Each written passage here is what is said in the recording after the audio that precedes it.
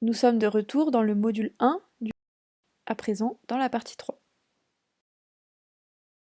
Dans la troisième partie, nous examinerons le cycle de planification de l'éducation et la manière dont le suivi de l'apprentissage s'y intègre. Dans cette partie 3, notre objectif est de décrire les principales étapes du cycle de planification de l'éducation afin d'assurer le suivi et l'évaluation de la qualité de l'éducation et des résultats de l'apprentissage. Les différentes étapes du processus de préparation d'un plan stratégique sont guidées par 4 grandes questions. Où en sommes-nous aujourd'hui?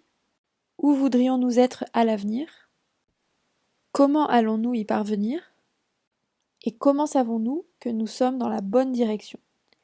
Ces 4 grandes questions sont liées à différentes étapes que nous avons divisées en 7 activités qui constituent la préparation d'un PSE.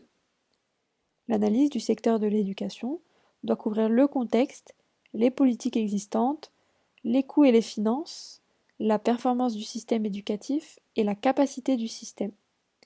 La deuxième activité concerne la définition des politiques qui inspireront le plan et reflèteront les priorités pour l'éducation, ainsi que les objectifs spécifiques du plan et les cibles qui doivent être atteintes par le plan. L'évaluation des coûts et du financement du plan exige la construction d'un modèle de simulation efficace. Cette tâche est techniquement complexe et peut prendre beaucoup de temps, surtout lorsque des données récentes, par exemple sur le coût unitaire, sont difficiles à trouver. Une fois le modèle préparé, son adaptation et son utilisation sont assez simples. La cinquième phase consiste à élaborer un plan d'action. Certains pays voudront élaborer ce plan d'action dans le cadre du plan sectoriel, d'autres viseront un plan d'action distinct. Le plan d'action porte sur une période plus courte, de 1 à 3 ans. Il décrit les différentes activités pour une période spécifique du plan, avec des informations plus détaillées sur le calendrier, les rôles, les responsabilités et les coûts. Il peut être réalisé par chacune des directions et ou des bureaux régionaux du ministère. L'étape 6, les modalités de mise en œuvre, et l'étape 7, les mécanismes de suivi et d'évaluation, sont étroitement liés, car dans de nombreux systèmes éducatifs, ceux qui assurent la mise en œuvre sont également les acteurs chargés du suivi et peuvent jouer un rôle dans l'évaluation. Prenez maintenant un moment pour réfléchir. Dans quelles étapes de la planification de l'éducation allez-vous utiliser les données sur les résultats d'apprentissage? L'une des étapes où vous utiliseriez les données sur les résultats d'apprentissage est l'analyse du secteur de l'éducation. À ce stade, les données pourraient être collectées par le biais d'évaluation de l'apprentissage et d'autres outils de suivi, et traitées pour un ensemble d'indicateurs sélectionnés en tant que données de référence.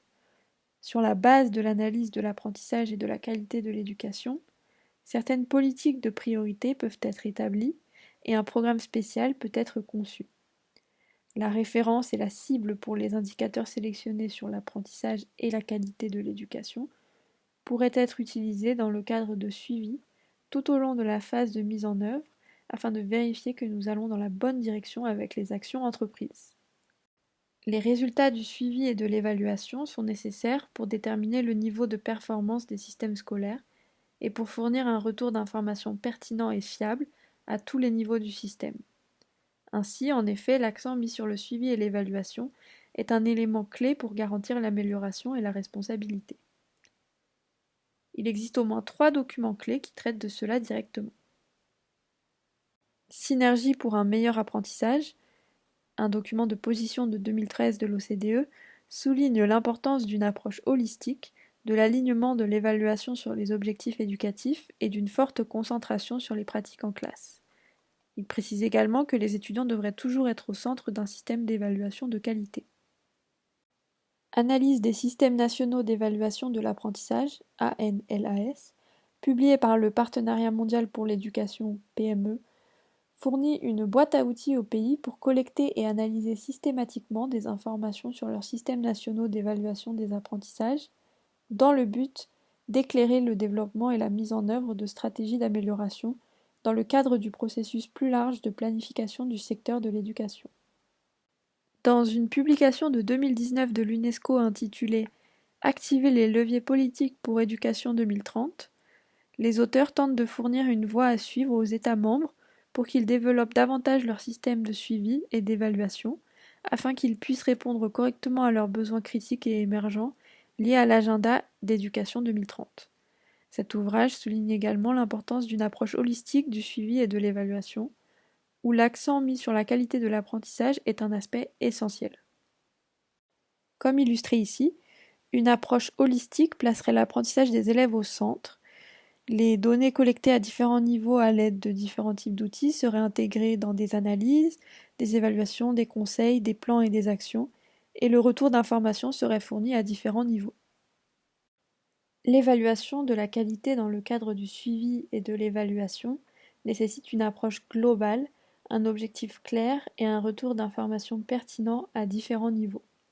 Pour commencer, une approche globale fait référence à l'utilisation systématique d'une variété de sources d'informations, notamment les statistiques de l'éducation, SIG, les évaluations formatives en classe, les évaluations de l'apprentissage par échantillonnage sur les compétences clés à des étapes spécifiques, les examens, les enquêtes et observations en classe, l'évaluation des enseignants et retour d'informations, les rapports d'inspection, les évaluations de programme. Il est ensuite important de clarifier l'objectif des différents types de suivi et d'évaluation et de viser à introduire le soutien et la supervision nécessaires dans le système. Enfin, un retour d'information pertinent est fourni à différents niveaux, élèves, enseignants, directeurs ou directrices et autorités scolaires, afin de stimuler le soutien et l'amélioration. Le suivi et l'évaluation deviennent plus faciles et plus utiles lorsqu'il existe un lien clair entre les buts, les objectifs, les cibles et les stratégies, et lorsqu'il existe une chaîne de résultats explicite.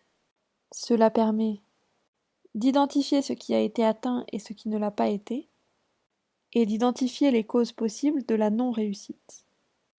Dans ce premier module du cours, nous avons commencé par examiner le cadre international sur la qualité de l'éducation en nous concentrant sur les définitions et interprétations du concept de qualité de l'éducation, ainsi que sur les indicateurs clés.